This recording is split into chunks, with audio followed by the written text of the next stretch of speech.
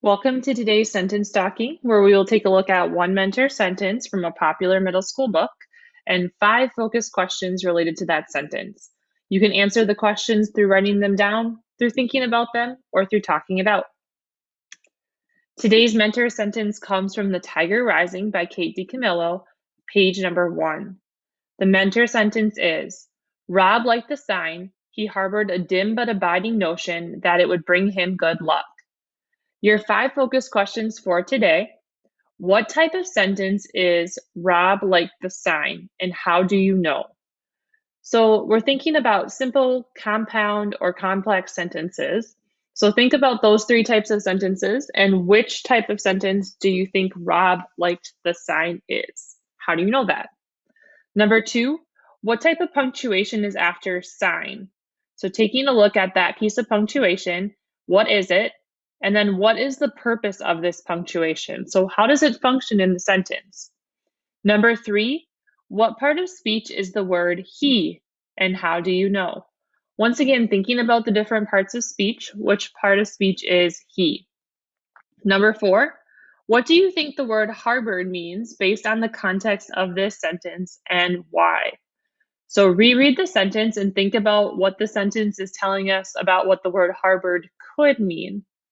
If you're not sure at all, you could also look up the definition to help you find out what it means. And then number 5, what do you think the author meant by a dim but abiding notion? So try to come up with your own little definition for what you think that meant. Now is where you'll pause the video and write down or think about or talk about your answers. When you're ready, press play and join me as we debrief these 5 questions.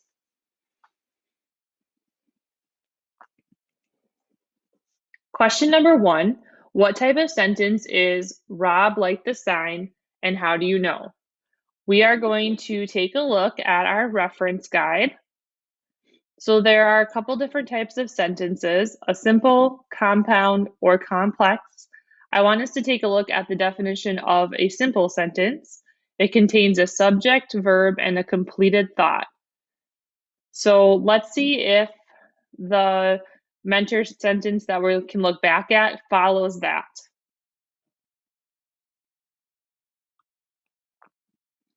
Rob liked the sign. It is a simple sentence because there is a subject, Rob, a verb, liked, and it contains a completed thought. Question number 2, what type of punctuation is after sign, and what is the purpose of this punctuation? So I want us to once again take a look at our reference sheets, and this time we're going to look at a semicolon. So semicolon is right here. The purpose of a semicolon is to join together 2 independent clauses. And in an example sentence with a semicolon, say you listen to the ocean, semicolon, the waves made a steady crash against the shoreline. So let's take a look back into our mentor sentence. The punctuation after sign is a semicolon. The purpose of a semicolon is to join together 2 independent clauses that relate to one another.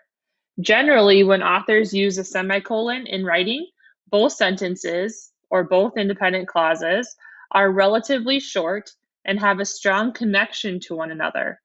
Instead of using a semicolon, the author could have used a comma in a coordinating conjunction and made it 2 separate sentences. So the author had a decision here, decided to use a semicolon to join together the 2 sentences, thought they related to one another, could have used a comma, Rob liked the sign, comma, and he harbored a dim but abiding notion. Also could have put a period after sign and capitalized he and made it 2 sentences. So lots of different choices there. And even as you're writing, think about, how do you want to combine sentences? Question number 3, what part of speech is the word he, and how do you know? Once again, we are going to take a look back at our reference sheet. So one of the reference sheets go over the different parts of speech. I want us to take a look at pronouns. A pronoun is a word used in place of a noun. Possessive pronouns replace possessive nouns such as like Andy's candy, it's his candy. So, possessive pronoun example, it was his turn to mow the lawn. We're going to take a peek back into the mentor sentence.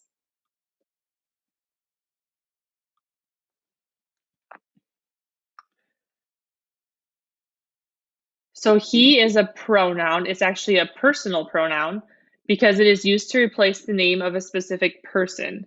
In this case, the reader can look back at the beginning of the sentence to see the author use he to replace the name Rob. Writers use pronouns so that the name of a specific character doesn't get repetitive to the reader. So the author could have said, Rob liked the sign, Rob harbored a dim but abiding notion, but that gets a little repetitive. So using the pronoun he is helpful so that the writing flows better. Question number 4, what do you think the word harbored means based on the context of this sentence and why?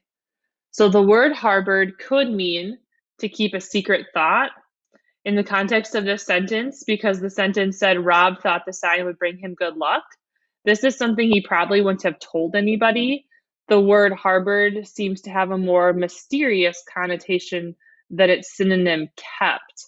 So this thing that he's kind of almost keeping it to himself as a little bit of a secret. He's probably not going to go around telling people that he thinks a sign in front of a motel building is giving him good luck.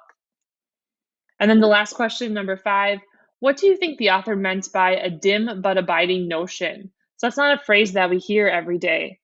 I think the author meant that Rob knew the sign probably wouldn't give him good luck, but that the idea that it might was a persistent thought in his head each day. So dim, when you think of a light being dim, it's barely on. And that's kind of what the sentence I think is saying is he's not truly sold that the sign is bringing him good luck, but it's kind of this little light thought in his head that maybe it's bringing him good luck. And it's something that he keeps thinking over and over. Okay, so let's debrief how we did today.